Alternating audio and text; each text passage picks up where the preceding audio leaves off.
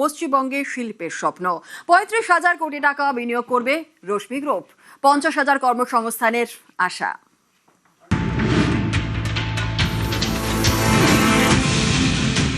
$35,000 investment আমরা plan করেছি। একটা ট্র্যাক রেকর্ড আছে, আর আমরা যেরকম ভাইবস দেখছি, Bengal industrial scenario will be completely changed. তো আমরা বিলিভ করছি কি now after 50 years Bengal has got an opportunity.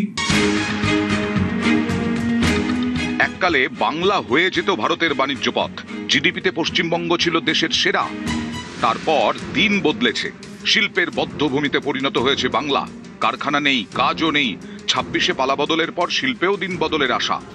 9 মে বাংলার নতুন মুখ্যমন্ত্রী হিসেবে শপথ নেন শুভেন্দু অধিকারী। মাস শেষ হওয়ার আগেই বিপুল লগ্নির খবর। এ রাজ্যে 35,000 কোটি টাকা বিনিয়োগের পরিকল্পনা করেছে রশ্মি গ্রুপ। এই বিনিয়োগ বাস্তবায়িত হলে রাজ্যে 50,000 কর্মসংস্থান হবে। 35,000 ইনভেস্টমেন্ট আমরা প্ল্যান করেছি।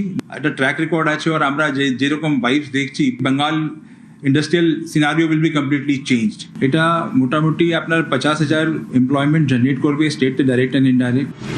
বিনিয়োগ হবে দুক্ষেত্রে, স্টিল প্ল্যান্টের জন্য এবং খনি থেকে কয়লা তোলার জন্য।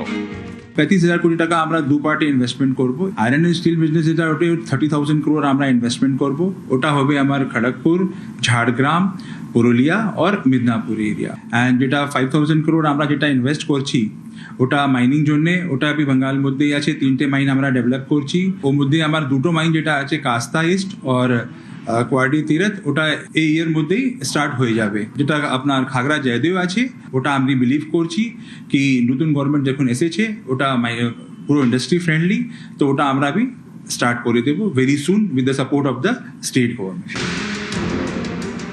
গত 15 বছরে রাজ্যে থমকে গেছিল শিল্পের গতি। জমি অধিগ্রহণ, সমস্যা, তোলাবাজি, দুর্নীতি, তৃণমূল সরকারের গায়ে সেঁটে গিয়েছিল শিল্প বিরোধী তকমা। নতুন কারখানা তো খোলেইনি, উল্টে ঝাঁপ বন্ধ করেছে একের পর এক শিল্প গোষ্ঠী। नए सरकार के आने के बाद ही तो हमारी पूरी की पूरी उम्मीद जगी कि हम जो प्रॉपर कर रहे हैं उसको पूरे पेस में कर सकते हैं। जो इन्वेस्टमेंट का माहौल बन रहा है वो हमारे लिए बेटर लग रहा है। हम पहले बाहर जाने का सोच रहे थे, बट ठीक है, अब हम यहीं पे सारा का सारा इन्वेस्टमेंट्स करते जाएंगे उस हिसाब से। 2011-এ রাজ্যে ক্ষমতায় আসে তৃণমূল। তারপরেই পশ্চিম বর্ধমানের জামুরিয়ায় জমি অধিগ্রহণ শুরু করে রশ্মি গ্রুপ। অভিযোগ, তৎকালীন সরকারের শিল্পনীতি এবং তোলাবাজির কারণে শিল্প তো দূর, কারখানাটাই তৈরি করে উঠতে পারেনি তারা। বদলের রাজ্যে এবার তারাও ভরসা পাচ্ছে। জামুরিয়া ইস্পাত কারখানা তৈরি করবে রশ্মি গ্রুপ। এখনো পর্যন্ত প্রায় 600 একর জমি অধিগ্রহণ করেছে তারা।